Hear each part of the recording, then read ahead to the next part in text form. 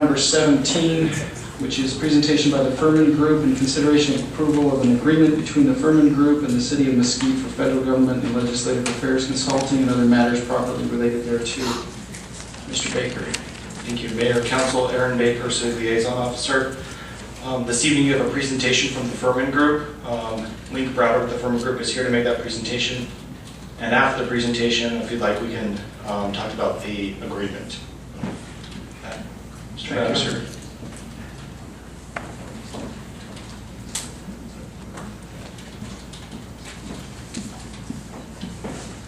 Thank you, Mr. Mayor and members of the council. My name is Link Browder with the Furman Group. I appreciate you all giving me the opportunity to come in today and give you a little update on our activities on your behalf back in Washington.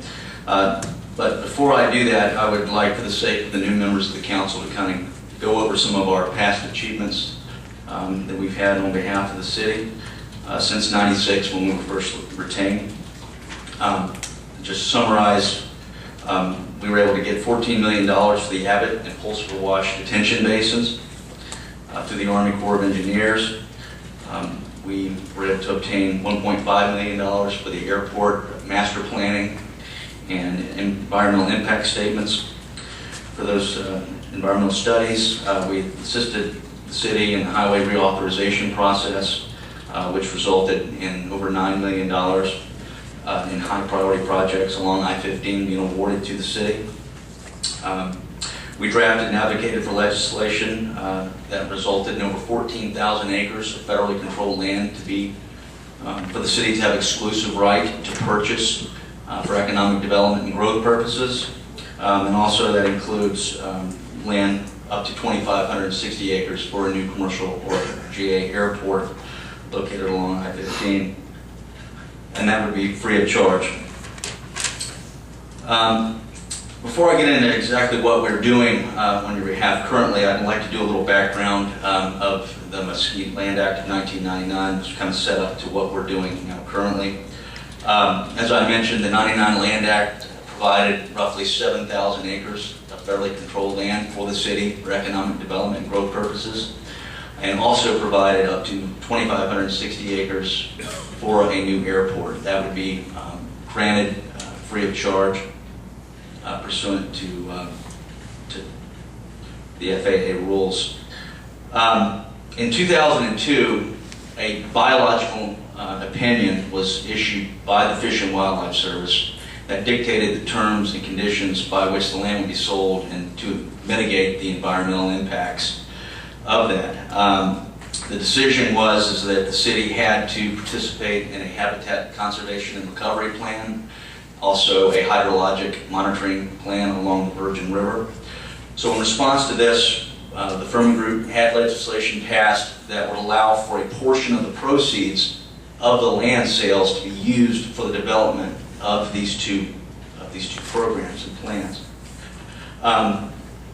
When we passed this legislation, it was generally assumed by everyone that this would include the development and the implementation of these plans, but the Fish and Wildlife Service and the Bureau of Land Management did not agree with that assessment, and they are saying now that it only includes, that the money can only be spent for the development of the plan and not the implementation.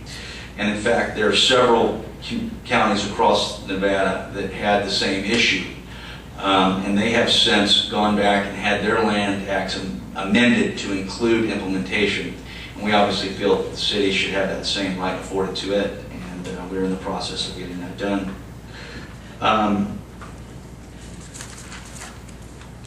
Also, the Mesquite Land Act of '99 gave the city the exclusive right to purchase the property for a period of 12 years, and obviously that is now expired.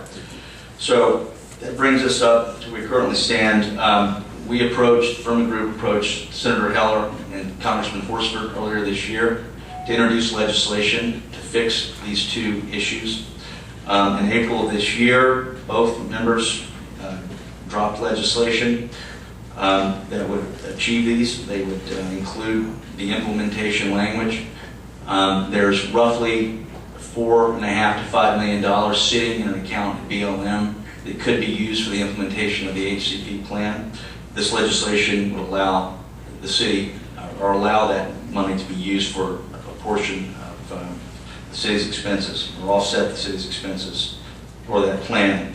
Also, it would extend the time frame that the city would have until November of 2021 to take the additional land that has not yet been purchased in what's called the contiguity portion and for the airport portion as well.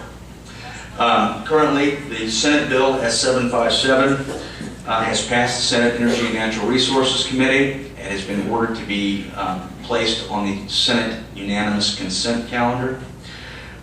Unanimous consent is a process by which most legislation such as this is passed. It's used for non-controversial pieces of legislation, and basically, as the name implies, it has to be passed unanimously by 100% of the U.S. senators. What they do is they hotline the bill.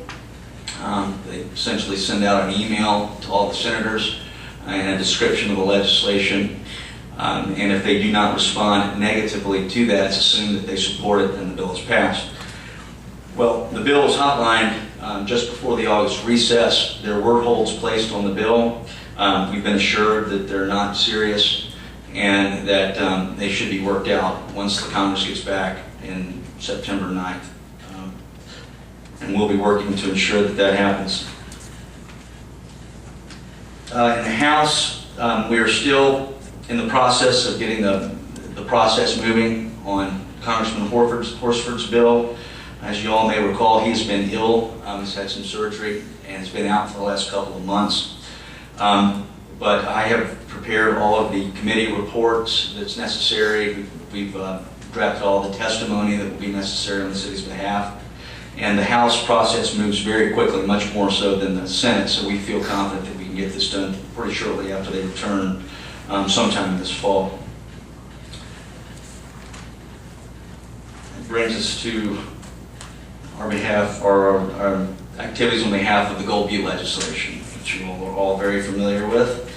As you all are aware, Senator Reed and Congressman Horsford introduced legislation early this year that would designate wilderness and national conservation areas up in Gold Butte in the Virgin Mountain region.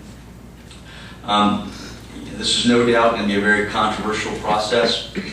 I've been involved with bills like this before, and the development of this legislation is going to be very fluid. There's going to be a lot of give and take. And I cannot guarantee that this is going to be considered perfect on behalf of the city by any means, what the final product will look like. But we will have a seat at the table and we'll be able to advocate on your behalf. In fact, we have already got language included in the House bill that would provide for a boat ramp to be placed on the eastern edge of the Overton Arm.